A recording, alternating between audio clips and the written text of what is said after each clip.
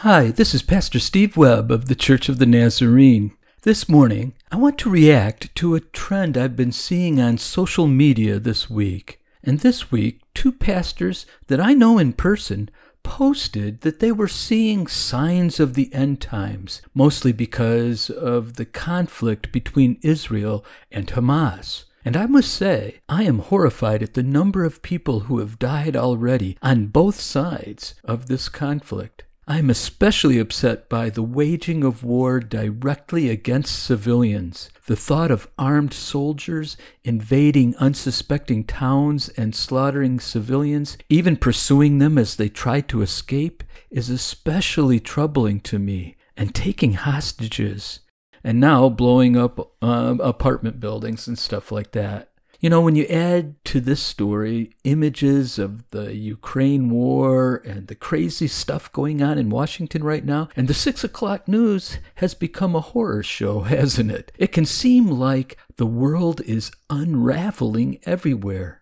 So is it any wonder that some Christians are seeing signs of the end of days? Let's take a look at the words of Jesus himself in the Bible book written by the Apostle Matthew and see what we should expect.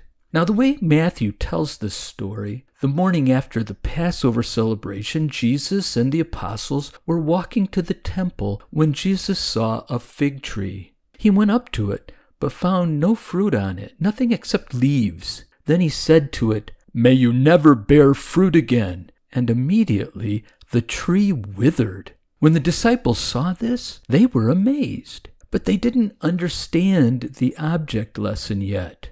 They go on to the temple, and when they got there, Jesus was doing good works and miracles and the like, so the temple leaders began challenging him about his authority to represent God, since he wasn't one of them.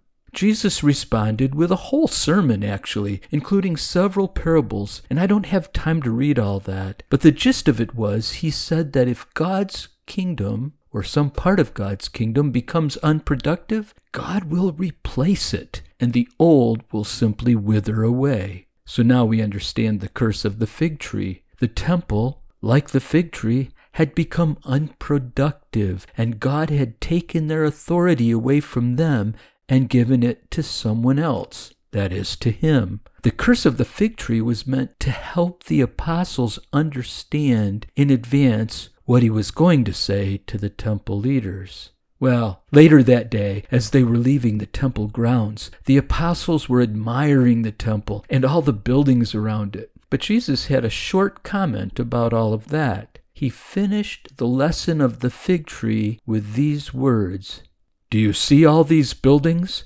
I tell you the truth, they will be completely demolished. Not one stone will be left on top of another." Well, those were shocking words. For the apostles, who were all Jewish, the thought of the destruction of the temple was inconceivable. But did it actually happen? Yes, history says that between 68 and 72 CE, there was a massive uprising of the region of Judea and all the surroundings against Rome. The fighting was brutal, but it was finally suppressed by 4 Roman legions and the Syrian legion that was controlled locally by King Agrippa. Titus, the Roman general, defeated Jerusalem in 70 CE, before the end of the war, in other words, and ordered the destruction of the temple and most of the city's fortifications.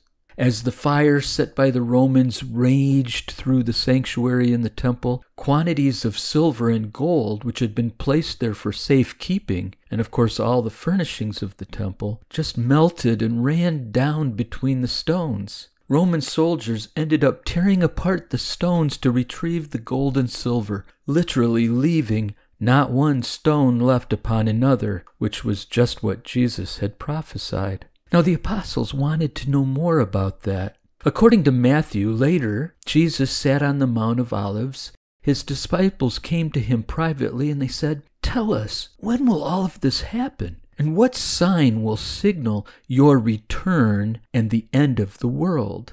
So this is what we're looking for today, right? Is the end upon us? This is where the narrative starts to help us understand why some Christians are saying things like, "The end is near, so get ready." Amazingly, 2,000 years ago, the apostles were worried about the same thing, and they wanted Jesus to explain it all to them. So let's take a look at Jesus' answer. Now, his answer is a couple of paragraphs long, so I'm going to condense it instead of reading it word for word. He gives them a list of signs to look for, things that will happen before the end of the world. He doesn't give them an exact answer, like some kind of newspaper article from a future edition of the Jerusalem Gazette. There's no timeline to pin all these signs to. The first sign is actually a warning. Jesus says that before the end, there will be many celebrities that will claim to be a Messiah or a prophet or a new religion. So watch out. They will try to lead you away from God. Apparently, Jesus is less worried about us knowing when the end will be than he is concerned that we won't persevere in our faith until the end. So beware. The next set of signs is that lots of bad things will happen. Jesus says that you will hear of wars and threats or rumors of wars, but don't panic. The end won't immediately follow. That's his words. So we don't really know if any given war is a unique or specific sign that the end of time is here. Similarly, Jesus warns that there will be famines and earthquakes in many parts of the world, but he says, quote, all this is only the first of the birth pains. He seems to be saying that there is much to come. So don't get too excited about any one war or any one natural disaster. Just hang in there with faith. On the other hand, any one of those things is part of an overall birthing process leading to the end of time. So beware. Jesus seems to be saying that any calamity you hear about in the news is just a reminder that there will be an end to all of this someday. Well, then Jesus went on to elaborate about danger to us during all of this. He said that believers will be persecuted because of their faith, and many will turn away because of it, and they will betray and hate each other. He warned again that many false prophets will deceive people, some from within the church. He said sin will be rampant everywhere and the love of many will grow cold. Does any of that sound like the present? Well, in some ways, yes, it does. But Jesus finishes this part with the one who endures to the end will be saved.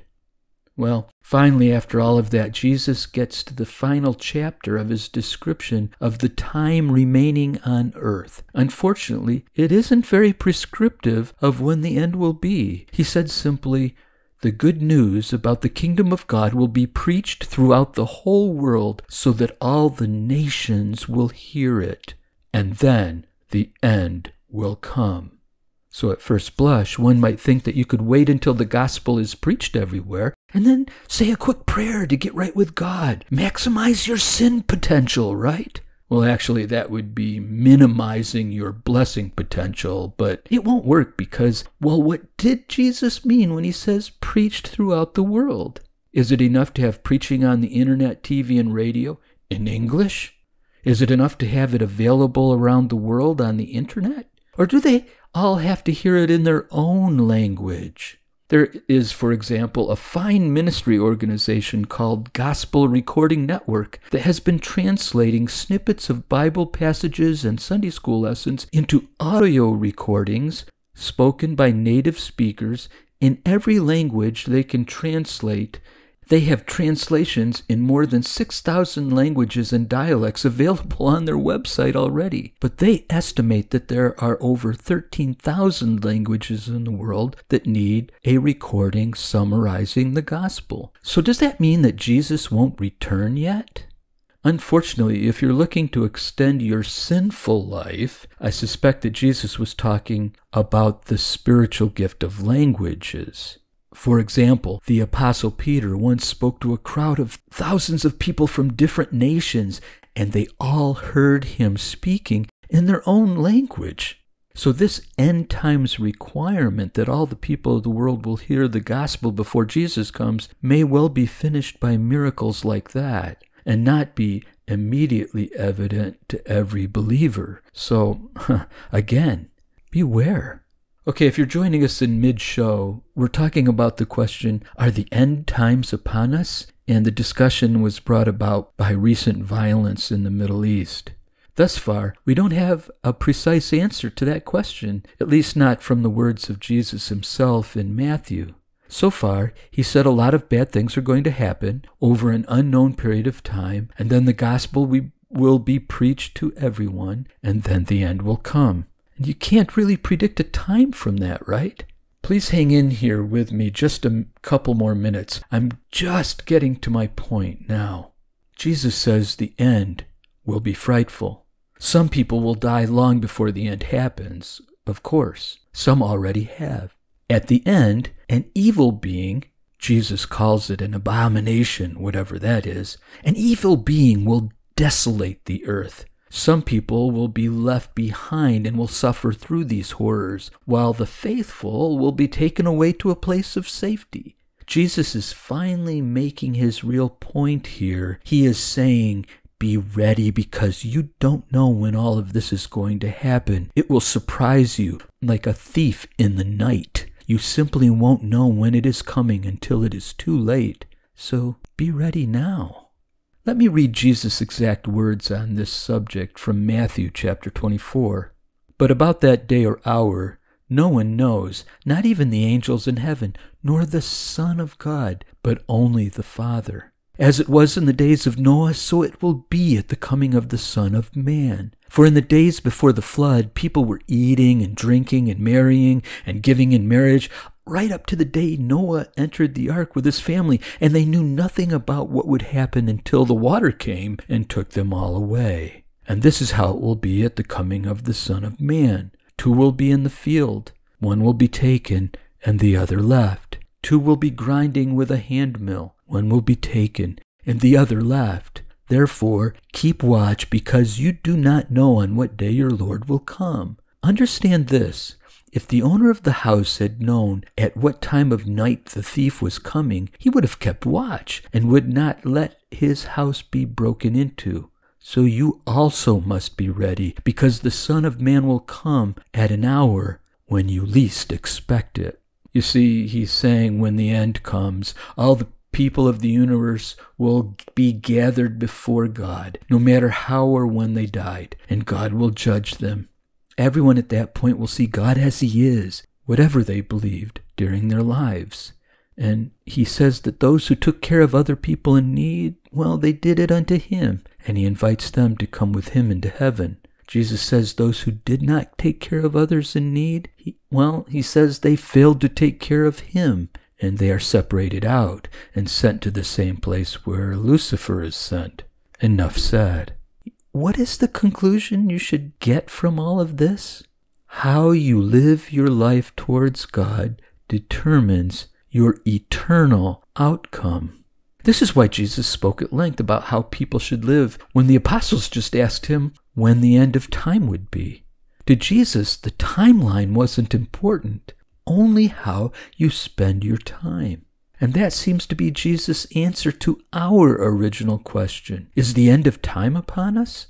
Well, the answer is, well, yes, in the sense that we all end up before God on the judgment day someday. But we can't predict how much time will pass before the end of the world, can we?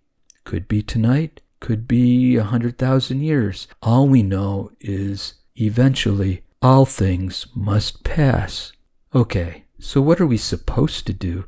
Paul had a co-worker named Titus who became a church leader in his own right, and Paul sent him a letter that ends up included in the Bible. In that letter, Paul said, "For the grace of God has been revealed, bringing salvation to all people, and we are instructed to turn, therefore, from godless living and sinful pleasures. We should live in this evil world with wisdom and righteousness and devotion to God, while we look forward with hope to that wonderful day when the glory of our great God and Savior Jesus Christ will be revealed. He gave his life to free us from every kind of sin, to cleanse us, and to make us his very own people, totally committed to doing good deeds." Well, see, the idea of that Bible passage is that it's not scary to face the end of time if you're ready for it. Living with wisdom and righteousness before God. People who live like that look forward to that final day when they will see God face to face. This is what Jesus meant when he said, be ready. So start today, okay? Maximize your blessings and watch out for those who would steal your blessing from you. You see, it's all about how you choose to live and who you choose to serve. Well, to draw this all to a close, let me just say that I don't know if the end is near. In fact, I can't know, right?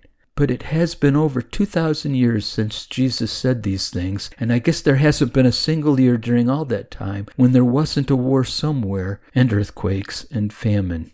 Jesus says, these are all birth pains. I guess the birth of something that God is pushing for, something better to emerge. I don't have to worry. I'm ready for that great day. And God blesses me in the meantime. So join me, okay? Just say a prayer. God will take care of the rest. And hey, join me here again next Sunday, just after the 7 a.m. news, right here on Z107.7 FM.